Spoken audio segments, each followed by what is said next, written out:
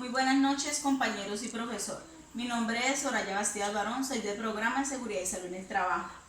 Hoy les voy a exponer sobre las enfermedades del oído y problemas de fonación. El grupo que me tocó fue el grupo número 7. Les voy a hablar sobre las enfermedades del oído. ¿Qué es una enfermedad del oído? Es una anomalía en el oído interno que causa mareos fuertes, timbres o silbidos en el oído. O sea, en la enfermedad del oído da con zumbidos, con dolor, y cuando uno le dan esas enfermedades en los oídos puede perder la audición. Ahora les voy a hablar de las enfermedades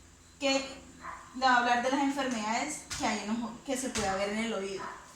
Las enfermedades son 4. La primera son infecciones de oído, que esas son las más comunes entre los bebés y los niños pequeños.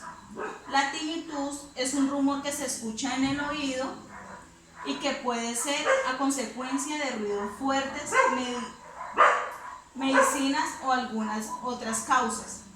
Enfermedades de Meniere. La enfermedad de Meniere es debido a problemas con líquidos en el oído medio. Sus síntomas incluyen tinnitus y vértigo. Esos son los síntomas de la tinnitus. Esos son los síntomas de la Meniere. Ahora el barotrauma dice que es una lesión al oído a causa de cambios de la presión barométrica, como el aire o el agua. Ahora los elementos de protección que uno debe de ponerse cuando uno está haciendo algún trabajo laboral, como lo son, un ejemplo como en una obra civil, los elementos de protección para cubrir los oídos para que no haya ningún problema, ninguna enfermedad laboral, pues son los siguientes. El primero son orejeras, que tienen almohadillas que cubren la totalidad del pabellón auricular. La segunda es los promoldeados. Esos usualmente son de silicona o plástico. Los moldeados, usualmente de silicona, son fabricados sobre medida de acuerdo con la forma del pabellón auricular y el conducto auditivo. O sea, los moldeados, eso los hacen a forma del oído de uno.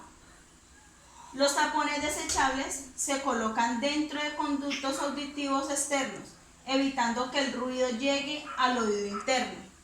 Esos tapones desechables nos protegen del tímpano y todo el oído interno y todo sobre las partes del oído interno. Tapones de banda para la cabeza. Se ajustan al oído interno de una forma apretada. Tienen una banda que rodea la cabeza para evitar que se caiga y como ayuda a la presión de los tapones. Estos tapones en banda para la cabeza, eso nos protege cuando una persona esté puliendo o taladrando, si tiene momento de alzar la cabeza o de agacharla, no se le vayan a caer.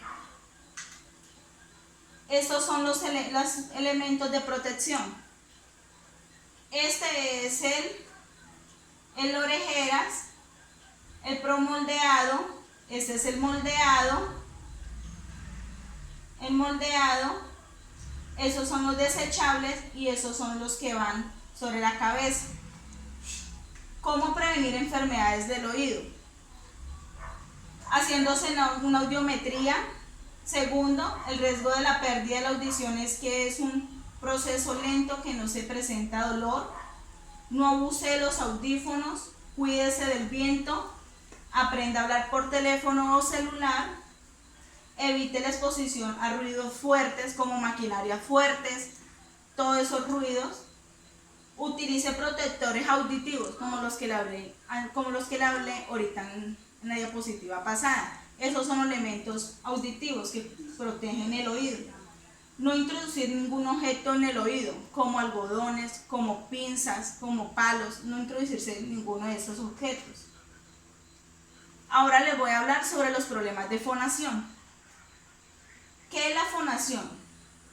Es un trabajo muscular realizado para emitir sonidos inteligibles, es decir, para que exista la comunicación oral.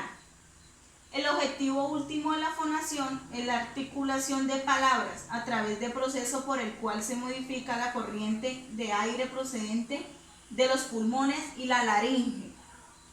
En las cavidades supraglóticas como consecuencia de los cambios de volumen y de forma de estas cavidades.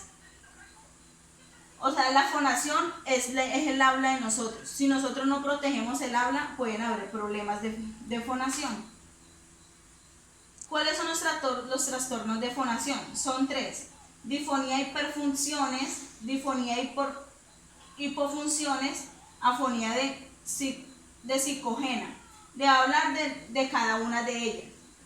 Le voy a hablar de la difonía y hiperfunciones. Está relacionada con la sobrecarga de la voz y con la laringe, frecuentes, como la voz ronca o en espera. Entre todas las complicaciones, destacadas los nódulos vocales, también llamadas nódulos de las cantantes, como los cantantes cuando esfuerzan su voz. Difonía y hipofunciones. Esa es asociada con el cansancio o la sobrecarga de voz mate o voz ronca. Afonía psicogena. Es la pérdida de la voz a la vez que se mantiene la sonoridad de la tos y de la risa, acompañada de síntomas psicosomáticos. La otra es obstrucción laringe inducible, disfunción de cuerdas vocales. Esta laringe patológica, transitoria y irreversible que se presenta en respuesta a factores externos con mayor frecuencia durante el esfuerzo físico, que se manifiesta por disnea. Ahora le voy a hablar de las enfermedades de fonación que existen. Las enfermedades de fonación son 3. La primera es la afonía, la segunda la difonía y la tercera la disodia. La primera es la afonía. Esa es la pérdida total de la voz, cuando una persona queda ronca, que pierde la voz. La segunda es la difonía, es la alteración de voz en cualquiera de sus 3 cualidades, como en altura, en intensidad o timbre. La disodia es la alteración de la voz, como lo hacen los cantantes cuando alzan su voz. Ellos pueden producir la disodia. En esta parte podemos encontrar 2 factores de riesgo que pueden afectar fonación, como lo son. Aquí les voy a hablar de 2 factores de riesgo de salud ocupacional que pueden afectar en la fonación, como lo es el primer riesgo, el factor de riesgo físico. Este factor de riesgo físico se refiere en lo general a condiciones de espacios ruidosos en los cuales sonidos ambientales, ejemplos, como cuando hay un colegio en una avenida y al transitar muchos vehículos hacen muchos ruidos, y cuando el profesor está dando la clase tiene que alzar la voz. Eso puede perjudicar. El otro es el ergonómico, que son las posiciones forzadas que pueden causar el daño de las cuerdas vocales y cansancio por mucho tiempo sentado. En el ergonómico podemos encontrar que muchas personas pueden estar de mucho tiempo sentadas o en una sola posición, y de tanto eso pueden gastar las cuerdas vocales también por mucha habla, como lo hacen los operadores de telefonías que mantienen mucho tiempo sentado y ellos mantienen hablando bastante tiempo. ¿Cómo cuidarnos la voz para prevenir todo esto? No hablar en ambientes ruidosos, no fumar, no chillar ni hablar gritando, puesto que es un comportamiento de esfuerzo vocal. No hablar en exceso, porque es un comportamiento de abuso vocal. Hidratarse correctamente, descansar de forma adecuada, no utilizar el aire pulmonar residual o hablar. En el cuidado debemos de tomarnos, dice que una persona en su área de trabajo o en el área donde esté, según el puesto de trabajo, debe tomarse 2 litros de agua diarias para proteger la laringe y la garganta para que no tenga resequedad. Muchas gracias, esa fue mi exposición.